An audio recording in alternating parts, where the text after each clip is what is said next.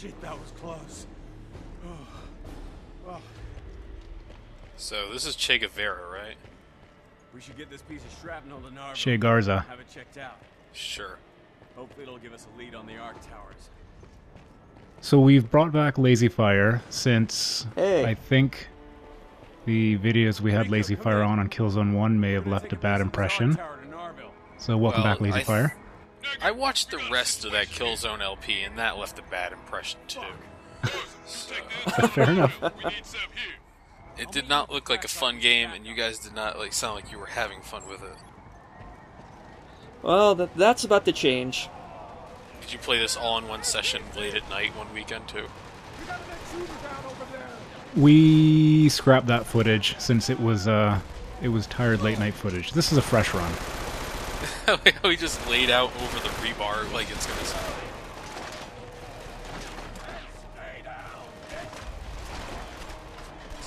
On Planet Helgen, it does.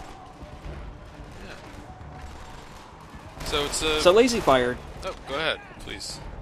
Do you like the color green? I'd like to see any color that isn't bloom right about now. Okay, well, guess what? You're gonna be seeing a shitload of green this video. Oh, that's good. That's better than the gray and black mud textures from the last game.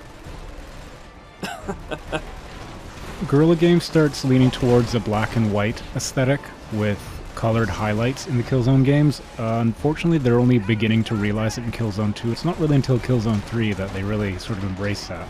So, yeah, everything's kind of sickly green and bloomy.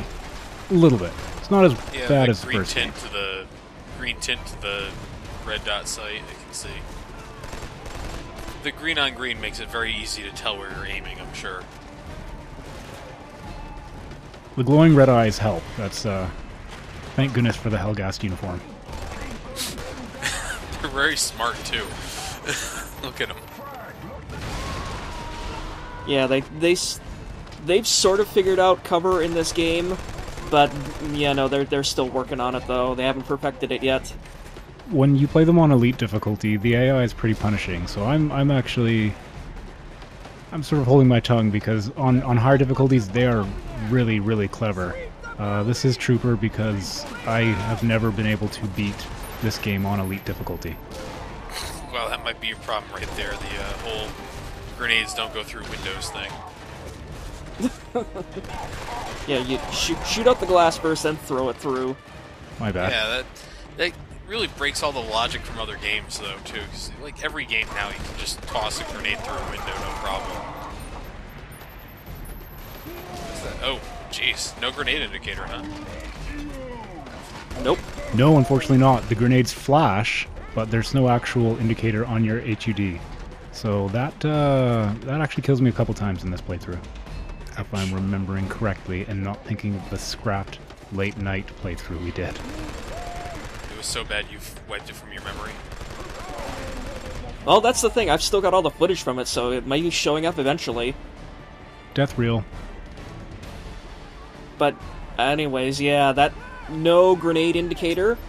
Guess what? That continues into Killzone 3. And that's taken me out a couple of times too. Makes it more realistic. Yeah, of course. This game where you were fighting on different planets against people with Tesla cannons. You want to be more realistic. Against Space Hitler, who is also Space Kim Jong-il. You said in Killzone 3 it was closer to Space North Korea than Space Hitler, Hitler's Germany, so which is it? Yeah.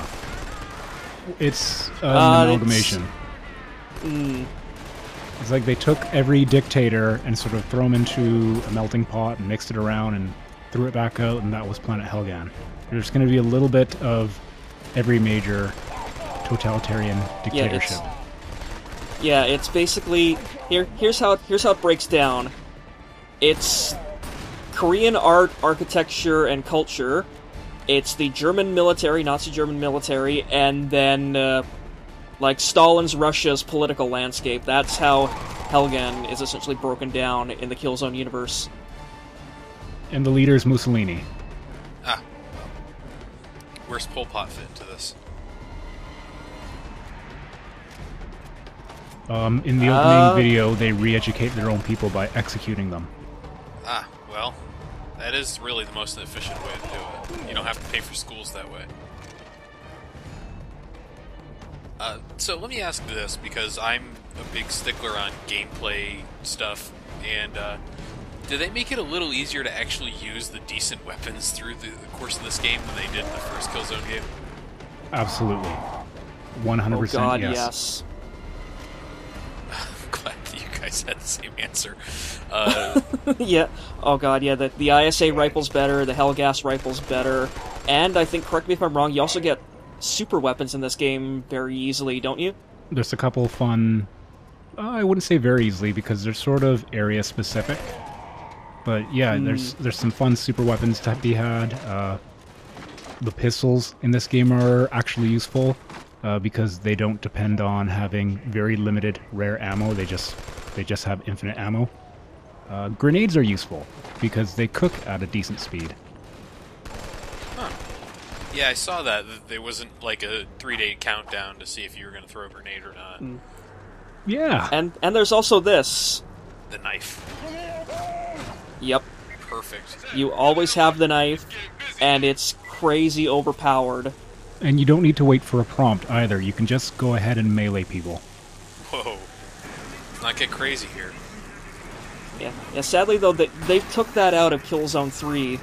Like, you don't get the knife in Killzone 3, but you do get the chance to do some crazy, like, insane, like, almost John Woo animated melee kills, and they look quote, absolutely brutal horrible. melee, because that's the system they call it. The brutal melee system they bring back for...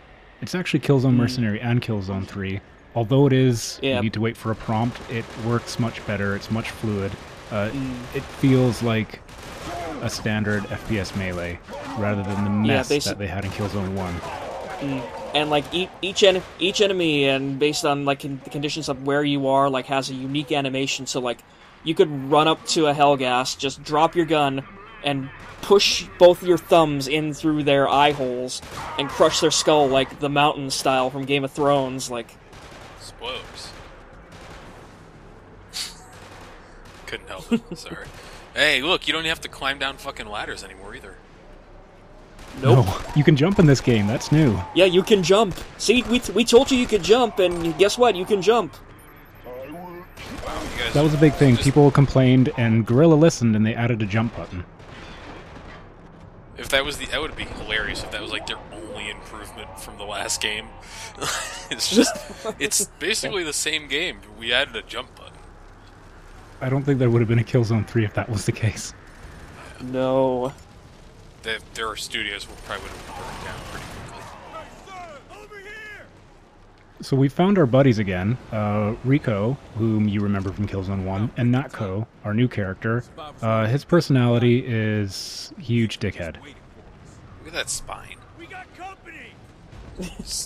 Spun 98 degrees in one direction. Hey, an LMG. Yeah, this is the first time we get the ISA LMG. That's not Rico's gun from the first game, is it? No, although No. subsequent games, Rico uses this gun. Because they phase out the big gun that Rico had in Killzone 1. Huh. There is a game there is a gun that sort of mimics what it is in Killzone 3. It's the Hellgas minigun, and that's literally just like a turret. The Scylla, isn't it? Yeah, it's the rapid fire one. You just pick it up off the turret that you find. It's like this, like in the first or second mission, and you can just run around and just spray fire, leveling entire platoons of enemies. And the good thing is, ammo in Killzone 3 is universal, so you can just literally run up to an ammo cache, which they put all over the place, and just refill, and you get like another 300 shots, and you can dominate the level with it. It's so OP, like, oh, it's amazing. Well, the Scylla is in the first game. They used the Deus Ex 2 ammo system. Yep. Sort of. To clarify specifically, ammo caches, they're just assumed to have all ammunitions. Different guns do provide different ammunition, so if you kill an enemy and there's no ammo cache nearby, you only get the ammunition for that gun he has. If you find an ammo cache, it has all the ammo. Yeah, like the ammo caches in Killzone 3, like they are literally divided. Like it's a bin with 2 separate slots in it, and they've got the ISA ammo on one side and the Hellgas ammo on the other. I don't know why they do that, considering like you would assume like they're Helgen-made ammo bins and ammo caches. So why would they carry ISA ammo? But Oh, they they do. have to keep things separate but equal. Exactly. So you may have noticed Rico Whoa. shooting at the door a moment ago. What happened there? Natko just smacked the guy in the back and he died. From Yeah. 10 feet away like a fucking Jedi. Quick, this way! Shit! Back up! So Rico's annoyed right now because that door we were trying to get into has an electronic lock, and Garza is our electronics guy. So we have no way of getting in there. We're trapped in an ambush, and yeah. Oh, this is fun. These guys, they take their time crawling down those ledges right there. So you can, if you know they're coming, knock them out before they come down and pose you any threat. Huh. Seriously, are they worried about breaking their ankles? Like, what the hell is that about? They're overcompensating from the first game. It's safety first. Besides their Hellgas, the lore says they should have denser bone and muscle. You think they'd just be leaping out. It's like, I'm gonna go get shot at by somebody. I better take my time getting there. Like, what the fuck is that? So, you guys mentioned this in the... sorry, Sally, you mentioned this in the Wolfenstein thread. There's a cover system in this game I've noticed you use a couple times. Yeah. And I believe it's one of the earlier first-person shooters to have a lean-out mechanic. It's not perfect, but when you're in cover, you'll sort of snap to the cover, and if you push forward, you'll lean over. So you can't sort of lean around corners, but you can lean over shoulder-high cover, if that makes sense. Yeah, no, it works very similar to the Wolfenstein system from what I've seen. It's just like, it'll give you a little bit of a indication that you're in cover and then allow you to kind of jump out of it a little bit to Yeah. ADS. So that's neat. I was playing Crysis 2 of all games the other day, and they used the same exact thing. So, nope. Oh. I don't think a grenade indicator would have saved you on that one. Yeah. Yeah. And, well, it hit the railing too, and that delayed it. Now you have to fight the entire sequence over. No. I'm glad that happened, though, because when this guy came out here, I sort of missed through my grenade. You should be able to time it so you can kill all of them in one go, like this. Goddamn. Yeah, Beautiful. that's... Oh. And something else I want to point out, you can see there, like, all the Hellgas dropped, and they dropped their guns when they died. The guns actually point in the right direction this time when they fall. I was about to ask if they were north and south oriented or not. Whoa. Didn't fix all the animation bugs, huh? No, Killzone physics return with a little bit of a vengeance in this game. More restless leg syndrome, I hope. There's not as much, but it can happen. I know in Killzone 3 you get restless bullet syndrome. Oh, and here, Garza saves the day, opens the door for us. That only took 1 hour. Yeah, you shot Rico in the stomach anyway, but whatever. Yeah, he's Are you guys ready suffering for one of the best jokes in the game? Oh no. waiting. Took your sweet time getting here. What'd you do, stop off and make lunch? Yeah, my mom packed me a lunchbox with a nice ham sandwich. Delicious. Next time, make sure she packs mine before I leave in the morning. Ayo. Sick burn. That's humor. Natko is a shithead. He's basically a walking your mom joke. Like, literally, he says, like, your mom, like, I don't know how many times in this game. He has a few moments where he shows some surprising decency, but they're so few and far between that they basically wrote him out of the plot in the third game. Yeah, he literally just disappears. Yeah, but so did, like, half the cast from the first games thus far. That's true. Templar is relegated to an observation role, and only Rico's still with us. No mention of Haka or Luger at all in this game. I think after everything happened, that Templar killed them both so he would get all the glory, and left Rico alive because he knew Rico was too dumb to do anything about it. I can't confirm or deny that. It makes the most logical sense. It's our pet theory that because Haka is the silent co-op partner in Killzone Liberation, and he disappears in cutscenes, that he's actually Templar's insane PTSD hallucination. Ah, yes, he's Victor Reznov. I get it.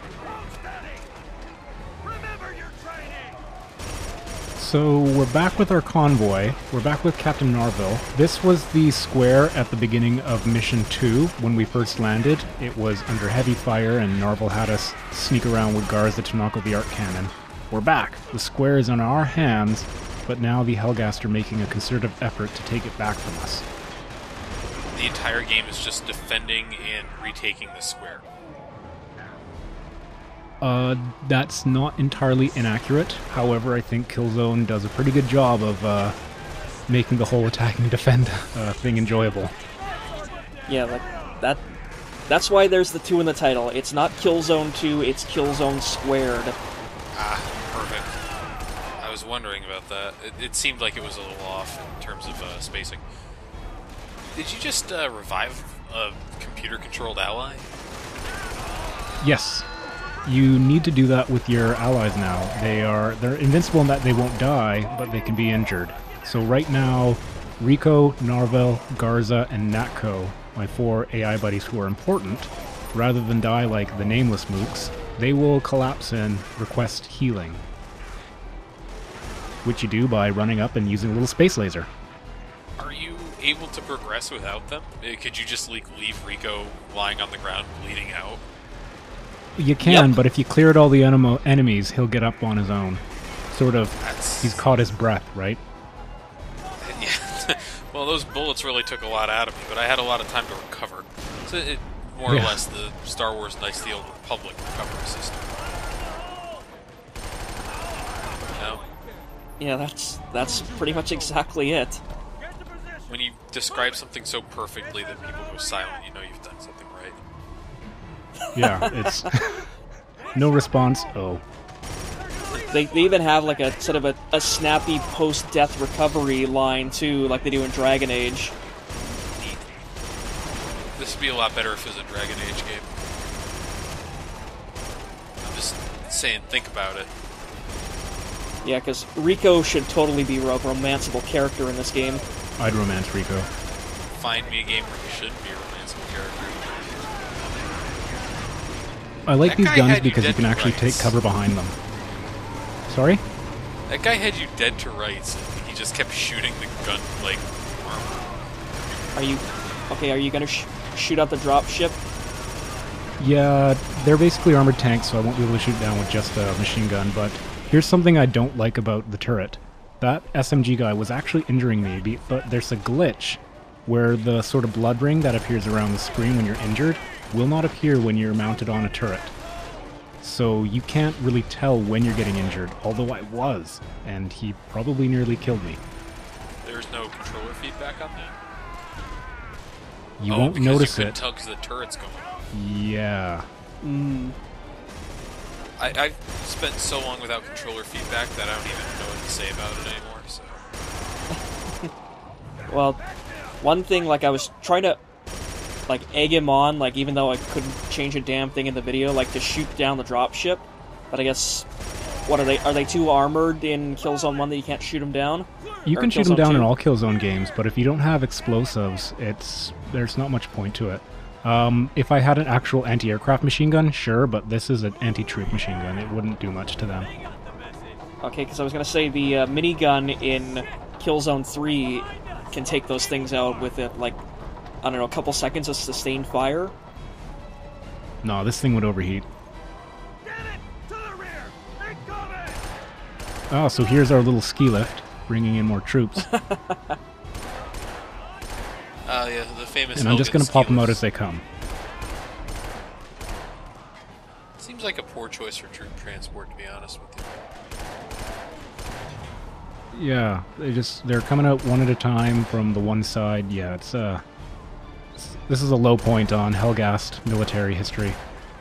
How many guys are in there? Too many. A lot. But you gotta look at this from a pre-war perspective.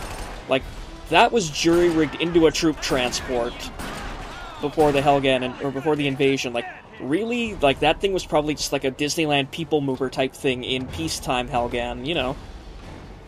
Come tour Helgan's famous Visari Square. Look at all the different shades of gray you can see out here. Hey, now, there's a little bit of yellow in the background from the fire. Yeah, those are burning 24/7. That's the Helgen Eternal Flame for those lost in the invasion effect. It's just a big dumpster fire in the back like the first game was. There's one heavy down.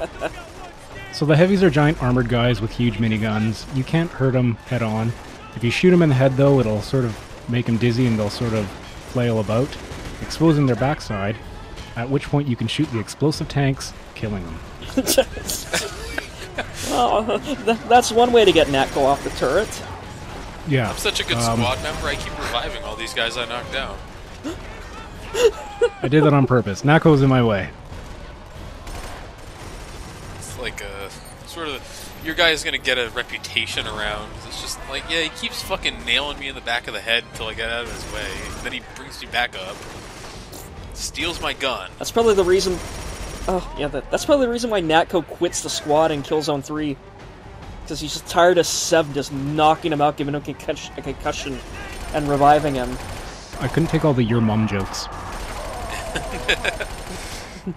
Puts a formal complaint in. I kept saying stuff about his mom, and then he just kept hitting me. What do you know? Just took Visari Square. For the third time. Go team. Well, that was certainly a thing that happened. And guess what we're going to be doing for the next 7 chapters? Defending this square. War's not Oh, over. no. Winning the hearts and minds. Good work taking out that arc tower. I sent that piece of shrapnel you found to Well, we're Ellen's going to back. do that in a Maybe she really can interesting close way up come the end of the game.